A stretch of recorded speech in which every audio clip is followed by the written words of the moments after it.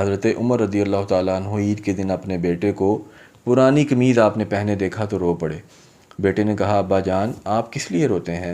تو آپ رضی اللہ تعالیٰ عنہ نے فرمایا اے بیٹے مجھے اندیشہ ہے کہ آج عید کا دن ہے، جب لڑکے تجھے اس پھٹے پرانے کپڑے میں دیکھیں گے تو تیرا دل ٹوٹ جائے گا۔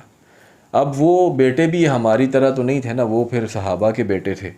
تو آپ کے بیٹے نے ارشاد فرمایا کہ ابا جان دل تو اس کا ٹوٹے جو رضائے الہی کو نہ پا سکا، یا اس نے ماں یا باپ کی نافرمانی کی ہو، اور مجھے امید ہے کہ آپ کی رضامندی کے طفیل اللہ تعالیٰ بھی مجھ سے راضی ہوگا۔